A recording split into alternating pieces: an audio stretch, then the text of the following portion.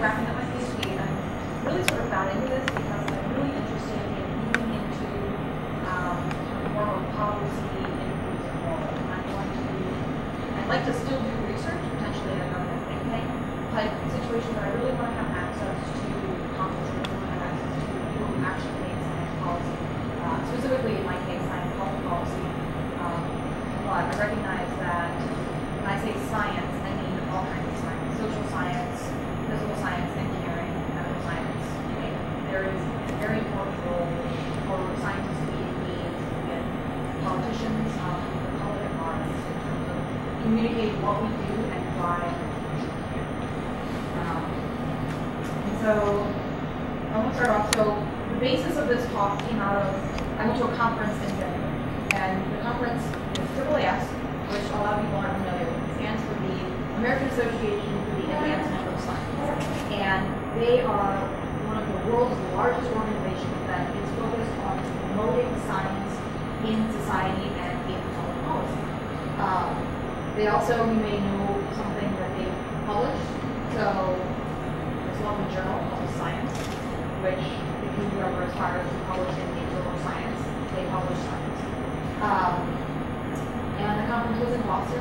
And the nice thing about this is that it was a very broad conference, scientifically speaking.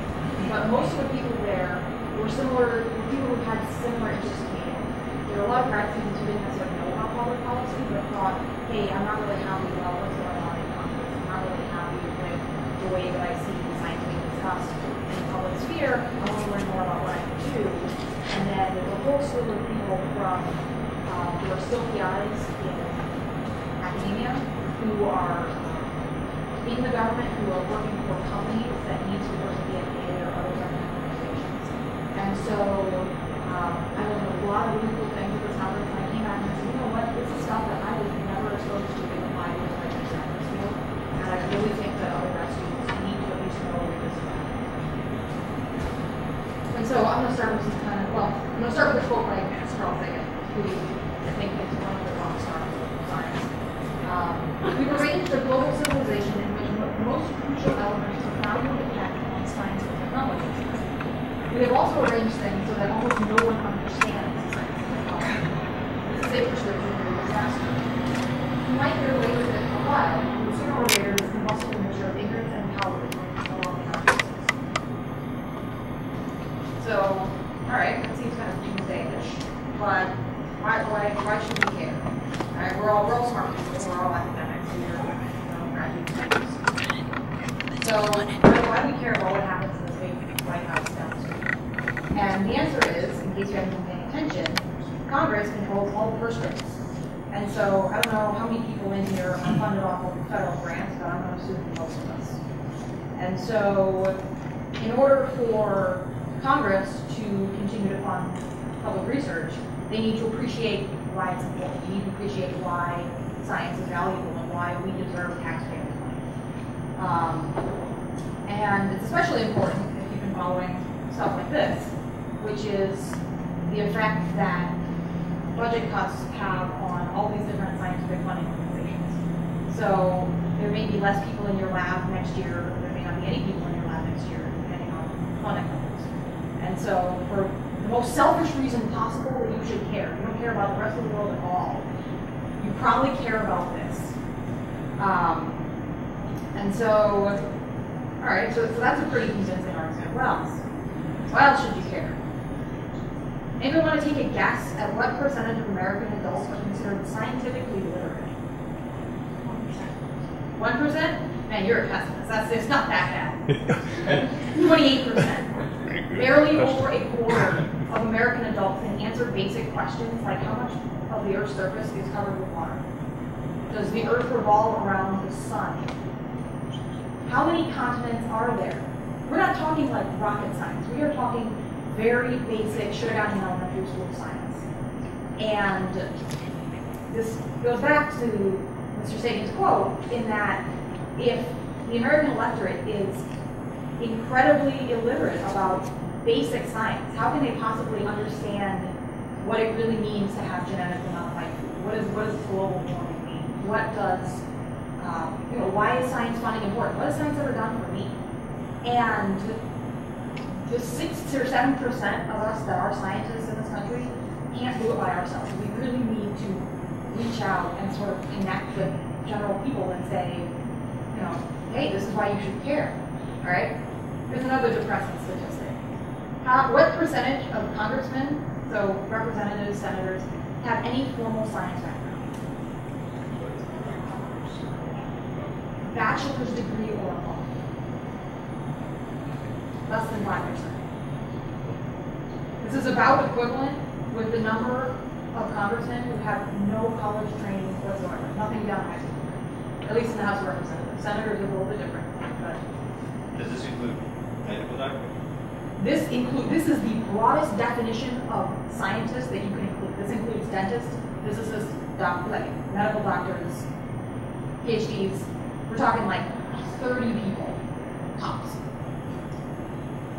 And so this, to me, when I had no idea about any of this. I went to this conference and I went to a number of sessions where numbers like this were presented, and I was just floored. I could not believe that this is sort of the environment that we're working in. But if you think about it, between the voting public and the federal representation, you know, so our representation as well, if we believe that there is an underappreciation or a lack of understanding of science, how can we really advocate for what science is actually giving back to society, right? And if you look at the return on investment of what science dollars are really worth, the return on investment is significantly large compared to other, you know, investments.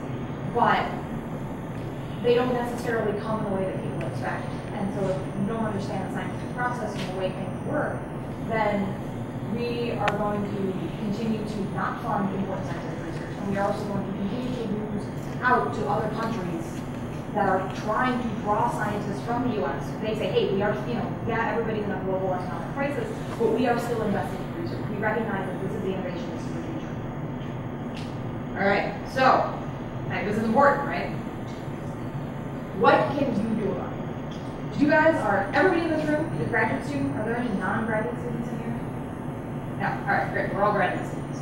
So we are the lowly peons of the, well, besides undergrads, but we feel like we're just in that training phase, right? Like we're just students. What can we really do? You know, oh, maybe when I get to be a PI, maybe when I have my own lab, maybe when I get my national grant, then I'll be able to do something. And the answer is, if you wait that long, it's too late. The other question is, what should you be doing about it? What do we normally do? How do we normally communicate with the public? How do we even communicate with each other? What do? We publish papers, right? How many people read PhD comments? How many people have read it? How many people have seen this? The news cycle starts here. Your research, you publish a research paper that says conclusions. A is correlated with B, you know, not quite significant. Given C, assuming D and under E conditions. So there might be a correlation, but it's not very strong, and we can't really say anything for sure yet. And then what happens is you publish a paper, and now all of a sudden the university is like, hey, we published an important paper in this big journal, tell the press about it. Let the news media pick up this paper. Okay? And they say, okay, all right, they've issued a press release. What happens? All right, so A causes B. All right? A causes B all the time. What you don't know about A, it can kill you. Or 11. And the next thing you know, your grandmother, or in the case of my mother, somebody that you know is wearing a tinfoil hat and has completely taken your research out of context. And for those of us who watch the news, we feel like, you know, I have a general sense of what's going on. This happens all the time. This is a fundamental breakdown of how science is being communicated to the public. So publishing journal articles is not enough. This is basically where we start. Right now, this is sort of the standard, and this is not acceptable. This is not enough, because this is where we end up with tinfoil hats on people if they don't get it. All right, so what does this mean? All right, so where do we fit into this? As scientists, our role is to discover things. We do experiments, we sort of tease out what the relationships are, we find new fields of discovery. You know, and there's science is messy, science is complicated. There's a lot of error bars here. There's a lot of variability in this data, but we sort of try to make sense of different correlations. And we say, all right now our understanding of science is this. This is the best understanding that we have. If another experiment comes along that changes our understanding, we'll change it, right? We get that. we are in charge of discovery. Journalists, so the people that we expect to sort of pick up our work and give it to the public, their job is to tell the story. And they can't really take that first graph that I showed you and turn it, you can't just throw that in the laps of untrained people and expect them to get a story out of that. They have to take your data and tell a coherent story. Yes, they can tell it to the degree where there is some uncertainty, but it needs to be clear enough for people to follow. And then we get to policy. And this is basically where it's really difficult because you are trying to make black and white decisions out of something that is definitely gray. And so all these things that I've shown, basically, the first one is a graph, global temperature. All right, so how climate change, right? How has temperature changed over time? Global warming is a hoax, or so claim well-funded people who reject this, right? There's a little asterisk at the bottom. And then the bottom one is actually a bill that was put before the House of Representatives attempting to tax carbon credits. So how do we do something? What do we do something about this? Okay, so let's start with talking to journalists, okay? Because before you jump into policy, you want to talk to journalists. And one of the first mistakes that people make, and this is goes for grad students, talk to PI, you don't have to wait until you have a big, amazing scientific result. You don't have to wait until you have a Nature or Science paper to put out a press release to talk to a journalist. Because the public needs to know what the process looks like, needs to know science as it is happening, and not just, oh, hey, here's this cool result, right? And you can write really cool articles for the public about the work that you're doing. They want to know how you're getting to that result, not just, oh, hey, we got this. Okay? And so it's really good for your lab. You can get press in between major papers, which can sometimes take a while. One thing that journalists at this conference wanted to express is that don't go to a whole bunch of journals. Don't go to Newsweek and Time and all these things simultaneously, because as journalists, they want an exclusive story.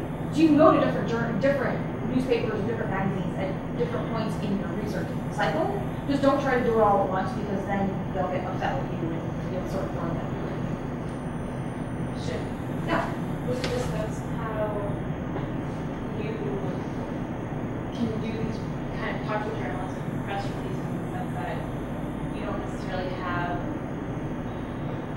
when you want to publish a paper, you need to make sure that it's original work there and it's not, or you don't want to get scooped or things like that. Like, how do you protect the intellectual property of your work while you're trying to give press and keep the papers? Sure. So I think that's another thing that was addressed in terms of why people tend to wait, is that they want to make sure that they have something in the bag, or that if it's already been published, people don't typically publish, or when they share with the journalists, they don't necessarily give them their main figure. It's more of just, this is what we're doing, and you don't need to disclose I used X method, N times, because the general people who are going to be reading this, it's not a methods paper in the sense that somebody is going to be able to completely reproduce your results from it. You can give enough information that you're not necessarily going to get scooped. Especially, but if you do get scooped, it's sort of you can still go back to the prior art and say, hey, this has already been published. You still might need it. So, but no, there are other things. You also usually need to talk to the university press office, right? Just clear things with them first. But for the most part, they are typically really happy to publish things about the university. They don't necessarily just want you to have to lead either. They want more press.